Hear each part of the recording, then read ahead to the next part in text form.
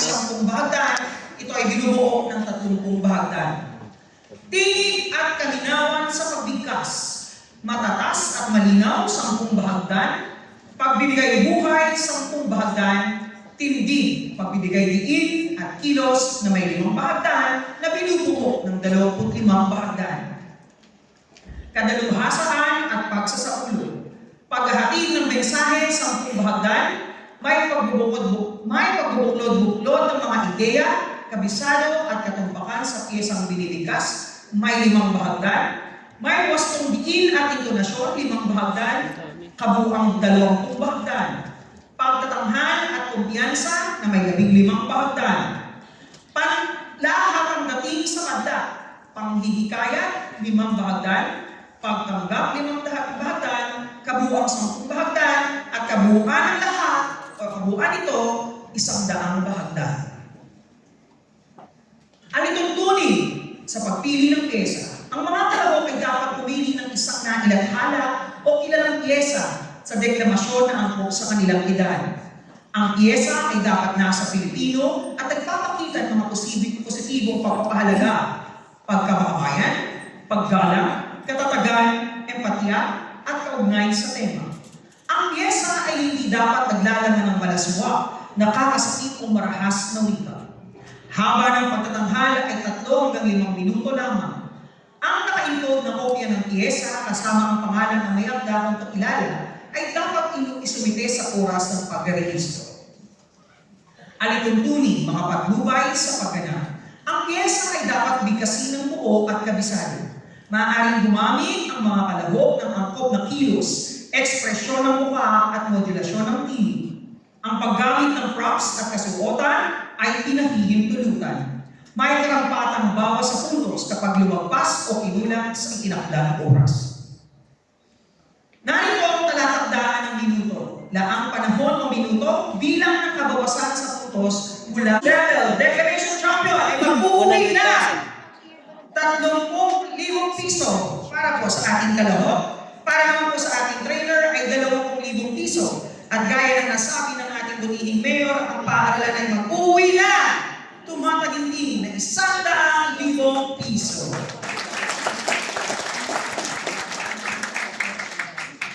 And for the oratorical contest, Make Manila Great Again. The contest is open to all grades 10, 11, and 12 high school learners from the public secondary schools in the division of Manila. Each district is represented by one official contestant who will... Wait, let's call on contestant number 1. Kish Day and C. Oliveros. Anong school?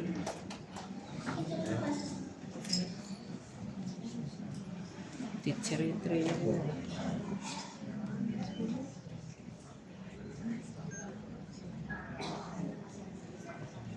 Ganda rin siya. Para ka nang nanood sa center.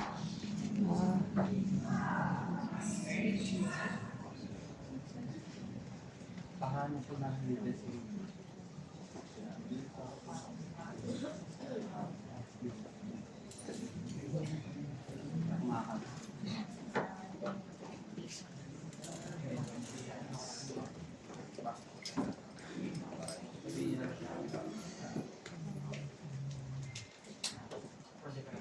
Yun na tayo.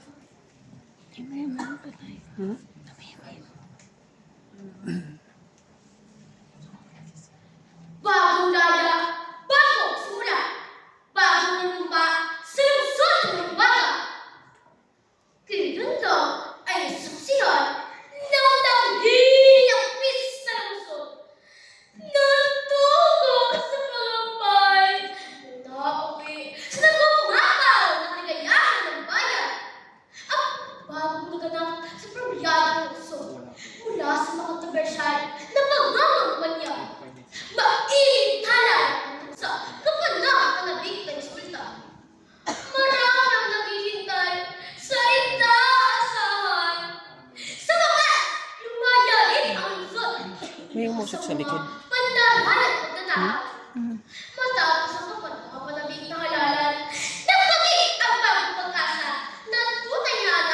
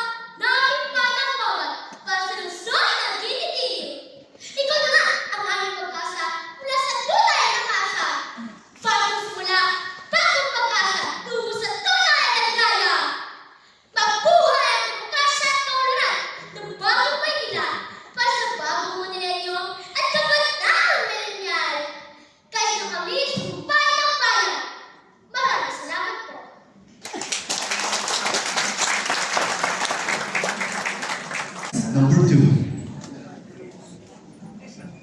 Georgina Shem C. Bonameo.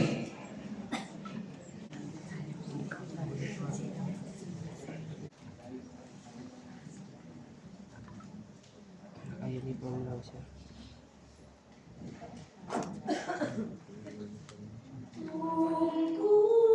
Tungkulin ko'y gagampanan na lagi kang aking kurang. Ang laya ko'y babantayan. Boses.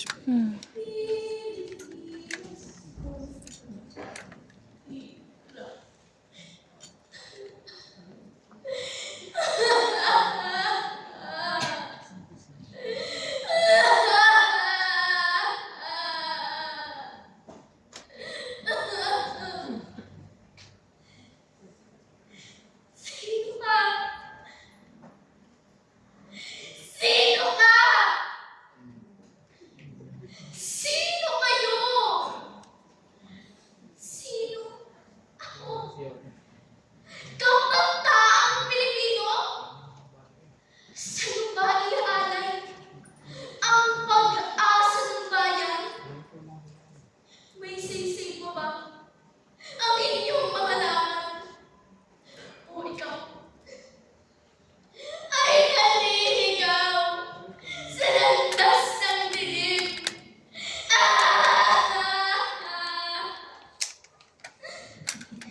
Ang dilim!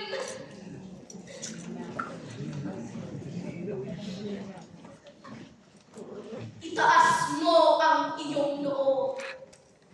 Itaas ang noo. Itaas mo ang iyong noo. Noong alimalas. Noo ng dangal. Mutya ka ng ngiti. Ikaw kinabukasan. Ang tanda ng Diyos ay nasa inyong mga palad. Ipagningi ninyo. Ipagmalas ang pangarap. Pag-asa kayo ng bukas. O katalinuhan! Saan ka ba? Saan ka ba? Saan ka na? Bumaba ka na! Bumaba ka na sa puso naming sabik! Palayain mo ang aming diwa! Ilipat mo kami sa alampaap hanggang marating ang itaas! Sa kalangitan, na doon makita namin ang pag-asa. Kabataan! Dalhin niyo sa iyong puso ang ganda, ang dunong, ang sining. At ngayon din, sa oras na ito, ihandog niyo, arukin niyo ang mga talikala na gumagapo sa inyong mga isipan. Masdan mo ang putong na kumikislap sa dilim. Koronang alay ng isang inang bayan na nalulungkot. Ina! Na naghihintay sa inyong paglaya. Ikaw, na may pakpak ng pangarap, lumipad ka. Abutin mo ang burong ng langit. Doon mo matatagpuan ang himig. Ang himig ng bayan mong buhaw sa pag-ibig. Ikaw na ang tinig ng paghibig. Ang awit na nagpapatangan sa nagdurusa. Nalunas sa bawat Pilipinong naihay ng maluha. Sa bawat kaluluwang aligid ng lungkot at pangamba. Sa'yo, nagkakabuhay ang bato.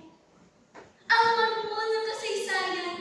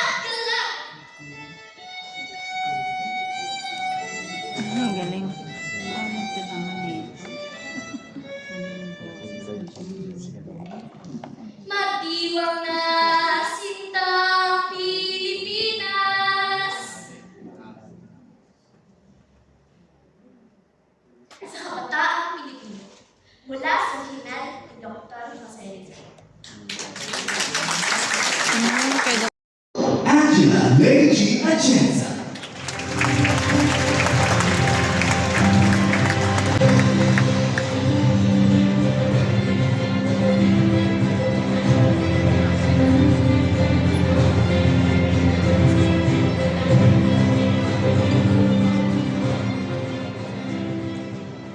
Magandang umaga po sa inyo lahat. Kamusta po kayo?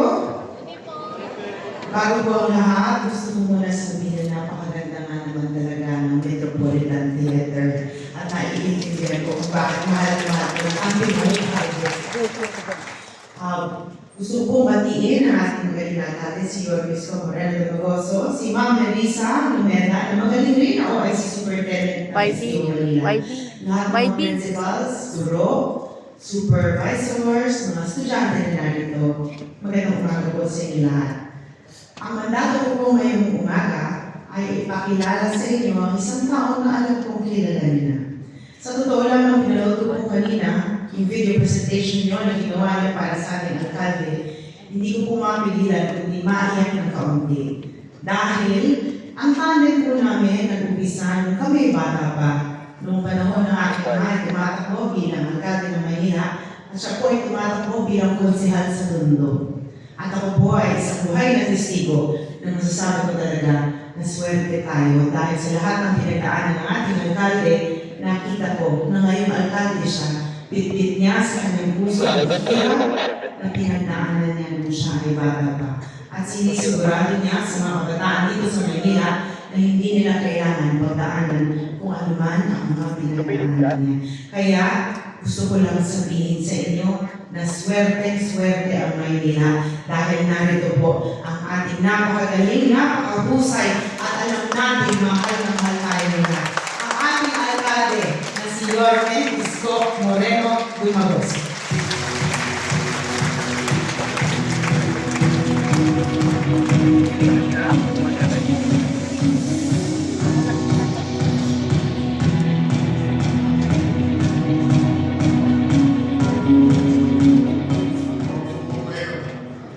Maraming salamat sa ating masipag pinamahalagang vice mayor sa buong Pilipinas. Vice Mayor Angela Lei G. Atienza. Sa ating pong Superintendent Dr. Nerissa Lumeda. Sa ating pong judges na nandito ngayon, Ricardo Ador Dionisio, Board of Trustees Philippine Association for Language Training. Thank you. Miss Chona Kulaipo, patawarin niyo po pag may kamali. Lagot, Lagaw, Lagut, Lagut ka, mamaya.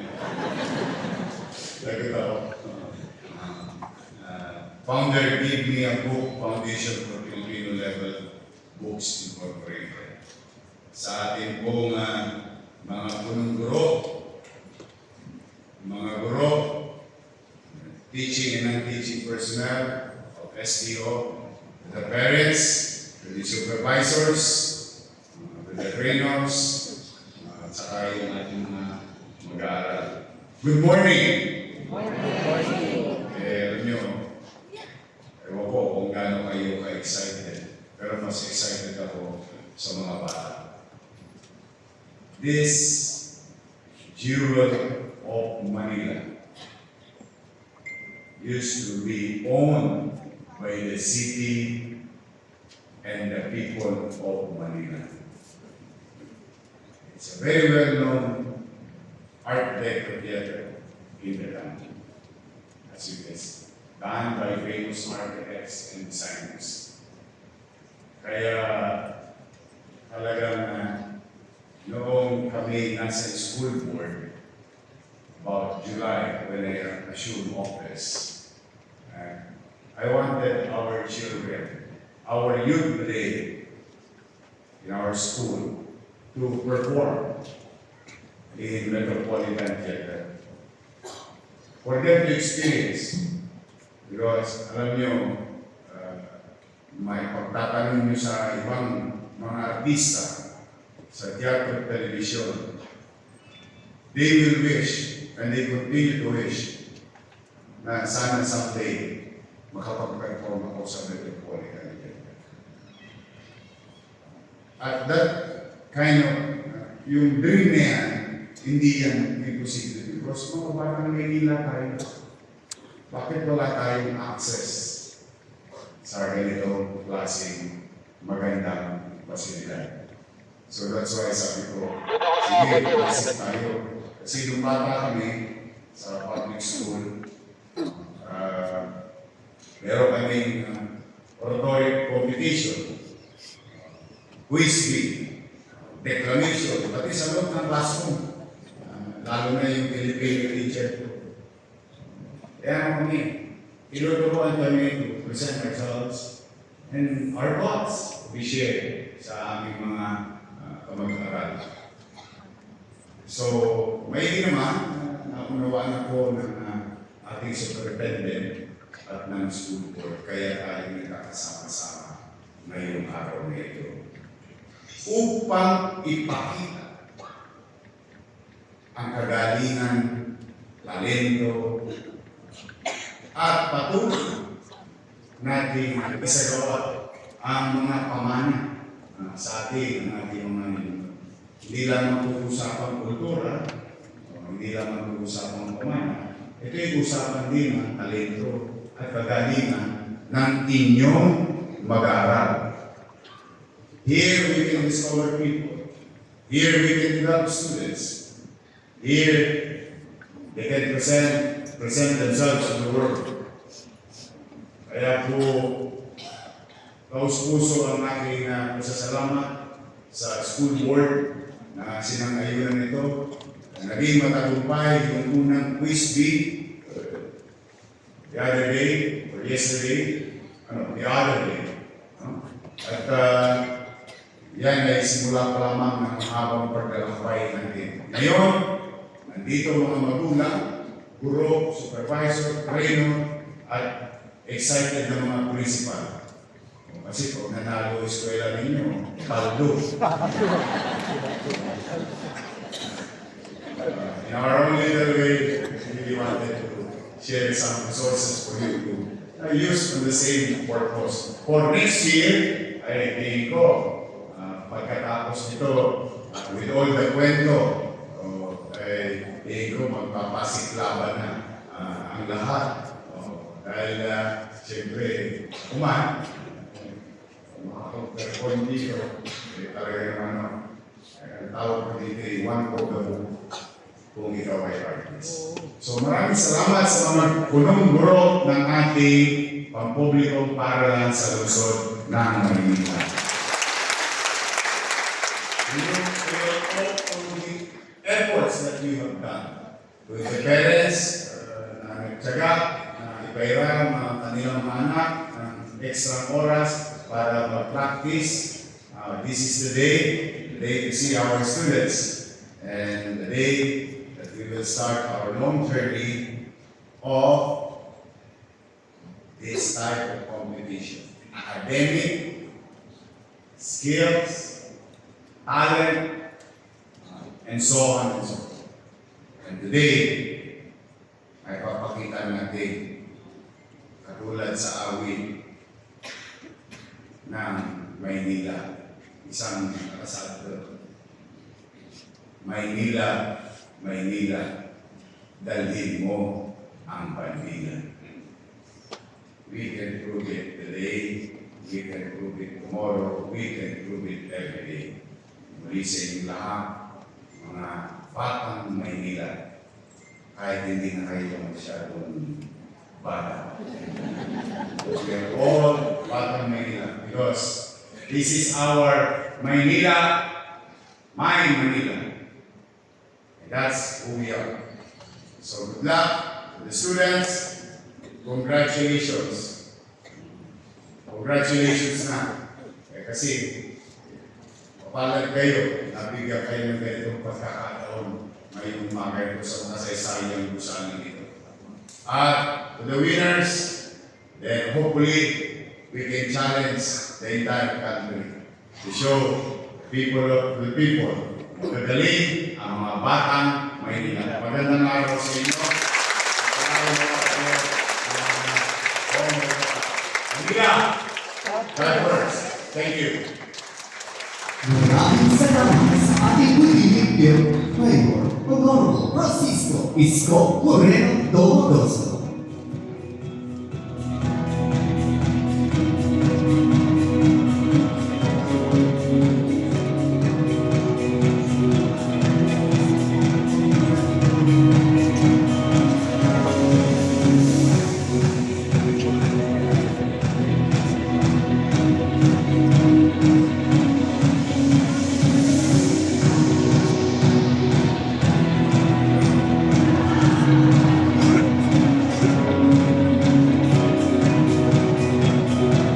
At this point, we proudly present our esteemed bundle of judges, champion